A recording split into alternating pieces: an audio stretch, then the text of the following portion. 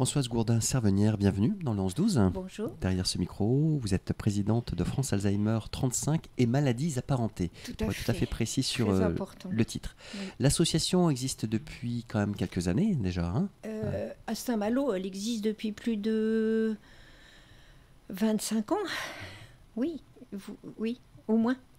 Et alors, le but je suis récemment arrivée, moi je ne connais pas ça. forcément. Vous êtes présidente depuis... Alors, officiellement, depuis 1 an et demi, depuis presque 2 ans par intérim. D'accord. Voilà. Et le but de l'association, c'est...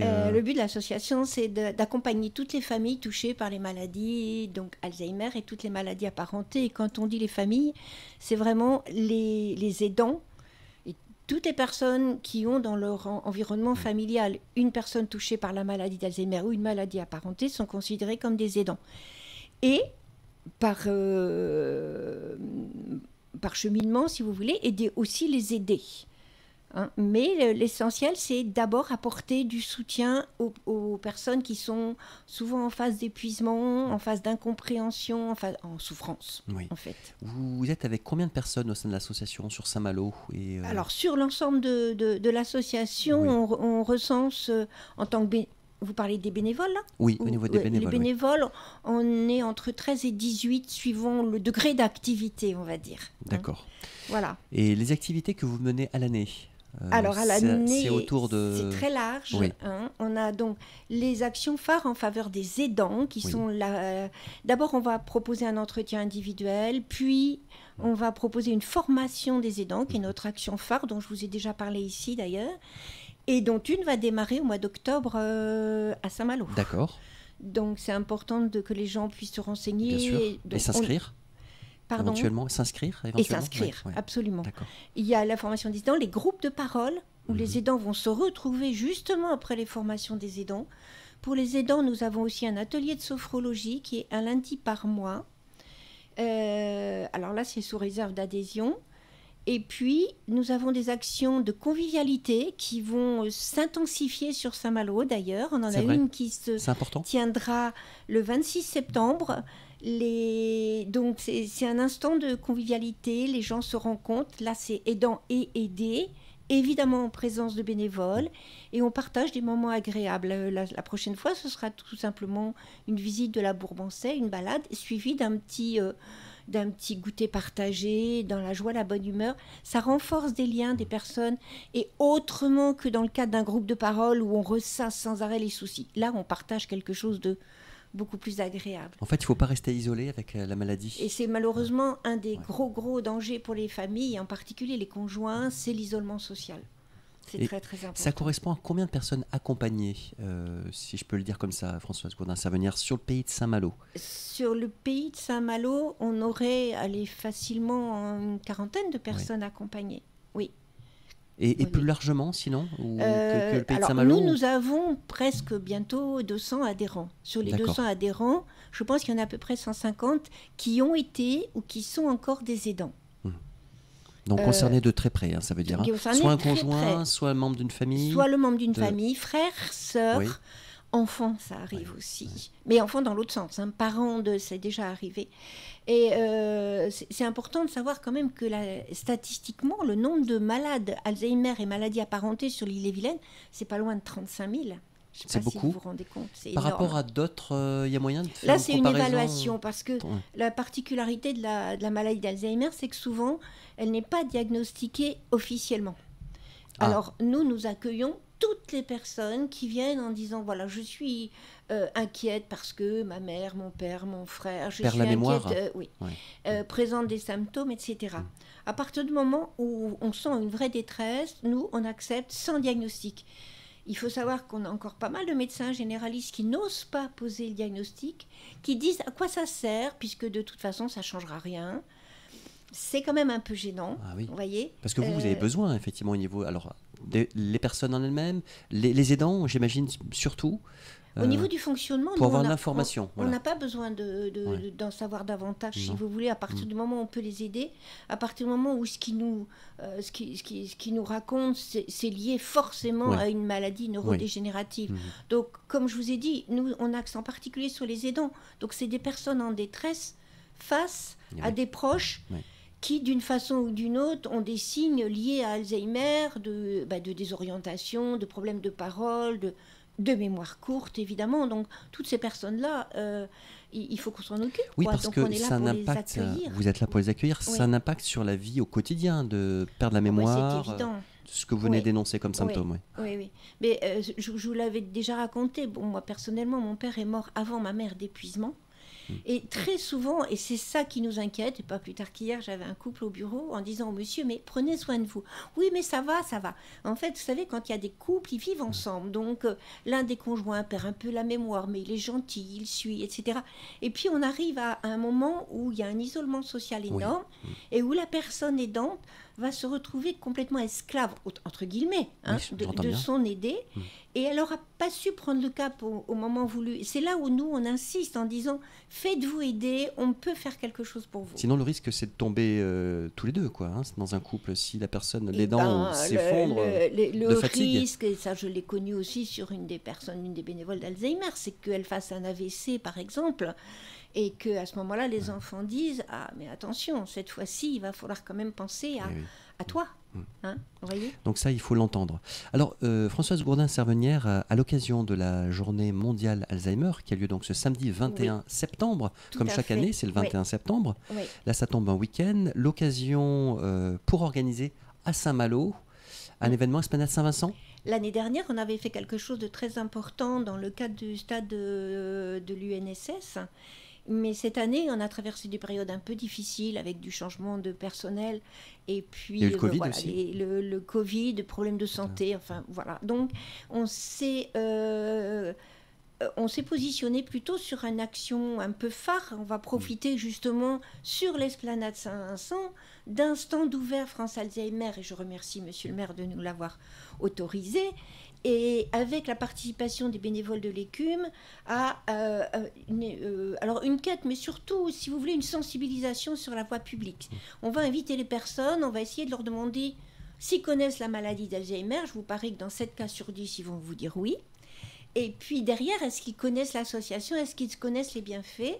Et donc, on aura un stand ouvert, tenu par des bénévoles, où les personnes pourront obtenir toutes les réponses qu'elles veulent, y compris sur la maladie d'Alzheimer, mais aussi sur toutes les actions qu'on déploie, et en Ille-et-Vilaine. Parce que je pense que samedi, sur l'esplanade Saint-Vincent, il y aura aussi des gens de Rennes, de Fougères et d'ailleurs, qui vont venir, ne serait-ce que voir les grandes marées ou pour le patrimoine. Absolument. Voilà. C'est de quelle heure à quelle heure, en fait? C'est de 10h30 à 16h30, et ce sera non-stop. Ok. Donc vous verrez des chasubles France Alzheimer, vous verrez des gens avec une petite tirelire.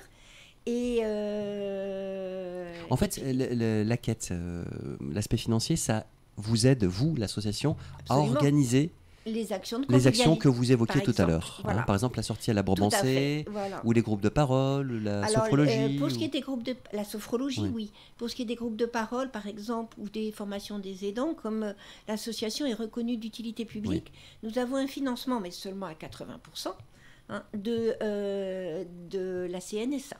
D'accord. À la conférence nationale, je ne sais plus. Mais est-ce que vous êtes ouvert aussi aux adhérentes et aux adhérents de l'extérieur, des soutiens ou des... mais on est ouvert absolument à tous les partenariats. On a d'ailleurs pas mal de petites conventions. Oui, l'adhésion est à combien pour, L'adhésion est à 35 € en individuel et 45 € en famille. D'accord. Dès lors qu'on a la famille, évidemment, tout le monde peut profiter des activités sous réserve d'adhésion. Oui. Et il faut s'inscrire sur les activités, être membre il faut s'inscrire, il faut être adhérent. Adhérent. Alors, on laisse toujours une possibilité d'observer ce qui se passe pour un cours pour les personnes qui veulent. Oui. Par exemple, on a de la musicothérapie très très fréquemment le mardi matin. On a encore de la place. C'est un bien fou. Là, c'est pour les aider, pour les malades. Mais les aidants, ils trouvent un moment de respiration, un moment de bonheur. Bien sûr. En plus, les aidés, eux, sont très très heureux. Tout le monde en bénéficie, Tout le monde en bénéficie. Par ruissellement. Et à Rennes, on va ouvrir le 23 septembre un atelier de tangothérapie. Tangothérapie. Alors, c'est de la danse, avec de la musique. C'est une professionnelle, psychologue, mais tangothérapeute. Et donc, c'est la musique, la danse et toujours la convivialité. L'expression corporelle, oui. Ouais, d'accord. Convivialité. Ouais. Et moi, j'ai vu dans des événements des malades déjà assez avancés, à partir du moment où ils se mettaient à danser, retrouver tous leurs gestes avec leurs conjoints. Le corps se souvient des mouvements. Le corps se souvient. des lignes, des directions. On est dans le problème de la mémoire. Ah, oui.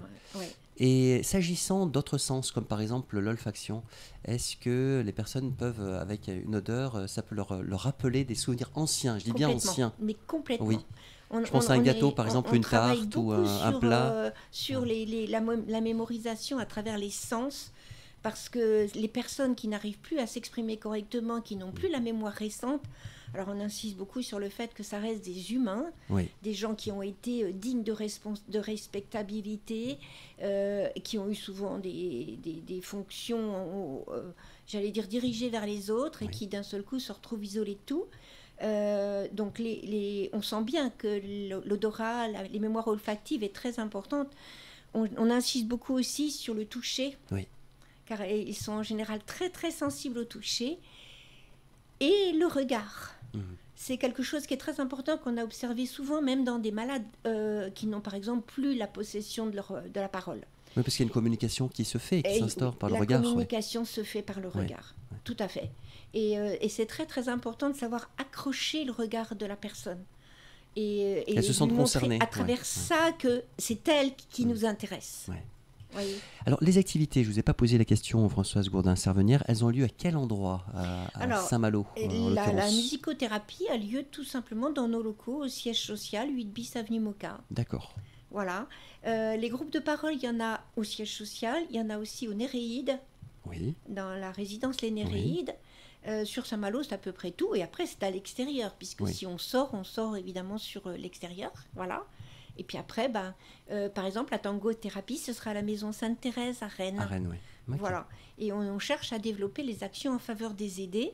On a fait l'année dernière une action d'activité physique adaptée qui était assez compliquée à mettre en place. Donc on essaye, et j'en profite pour lancer un appel, de mettre en place un partenariat avec le club de tennis de table, de façon à ce qu'on puisse ouvrir un créneau pour les aider, avec des éducateurs spécialisés. J'avais déjà lancé un appel dans ce que j'appelle l'infolettre, que je diffuse sur Internet. Et a priori, peu de personnes sont intéressées. Et c'est dommage, parce que c'est vraiment, encore une fois, un moment de partage. Et là aussi, les personnes retrouvent des gestes. Il ne faut pas oublier qu'ils gardent en mémoire plein de gestes, et en particulier les gestes réflexes. Et c'est très bon pour eux au niveau de l'orientation. Oui, parce que le risque de l'isolement, on en parlait tout à l'heure, c'est que la maladie, elle prenne toute la place. Elle envahisse la personne et que ça la coupe des autres, de la vie sociale. Oui. Tout à fait. Parce que l'activité physique reste toujours une activité qui est très recommandée. D'ailleurs, la majorité pour tous d'ailleurs, hein. Pour quel tous, que soit l'âge, oui. Absolument. Et même pour les personnes malades, on voit qu'ils ont envie de marcher.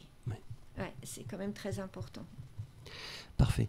Y a-t-il d'autres actualités ou d'autres projets dont vous souhaitez nous faire part, Françoise Gourdin-Servenière, avec l'association En termes d'actualité, vous en avez certainement entendu parler. Il y a ce fameux médicament qui s'appelle le Leqembi, qui a été mis sur le marché dans les pays asiatiques, qui a été mis sur le marché des États-Unis depuis un petit moment, et qui n'a pas été accepté par l'Agence européenne de santé. Pour tous les pays de l'Europe. Alors les réserves sont effectivement ce qu'on appelle les ARIA, c'est-à-dire les effets secondaires. D'accord. Et qui sont effectivement absolument pas négligeables, qui peuvent provoquer des gros troubles d'hémorragie cérébrale. Donc c'est pas rien. C'est toujours très compliqué ce type de situation. Honnêtement, l'Union nationale française Alzheimer regrette quand même qu'il n'y ait pas cette mise en marché et a très peur que les laboratoires finissent par se décourager. Parce que ça fait longtemps qu'ils travaillent pour trouver une molécule. France Alzheimer finance pour 1 million d'euros depuis l'année 2000 la recherche, et on avance énormément. Et d'ailleurs, les effets secondaires, aujourd'hui, on arrive même à les cibler, puisque c'est les fameuses plaques amyloïdes qui se déposent dans le cerveau, sur le cerveau, et qui vont être attaquées par la protéine Tau. Et donc, si vous voulez, ce qu'on regrette, c'est qu'on a peur, en fait. D'un autre côté, il faut toujours être très prudent. Si on voit l'effet positif, c'est qu'on a quand même aujourd'hui une recherche qui avance et qui est beaucoup plus ciblée. C'est-à-dire qu'aujourd'hui, on arrive à agir sur ces fameuses plaques amyloïdes, on arrive à agir sur les effets de cette fameuse protéine Tau. Donc on peut espérer que d'ici quelques années, on ait quand même un véritable médicament qui enraye cette maladie. Je répète que c'est quand même la deuxième maladie qui fait le plus peur aux Français. Et on comprend. Merci beaucoup Françoise Gourdin-Servenière pour toutes ces précisions. Et on rappelle donc le stand Esplanade, voilà. Saint-Vincent à Saint-Malo, ce samedi entre 10h30 et 16h30, avec les informations et la quête, ce que vous évoquiez tout à l'heure. Voilà. Mais on vous souhaite d'avoir beaucoup de monde qui vient beaucoup. Se renseigner ce samedi. Et à bientôt. Merci. Au revoir. Au revoir.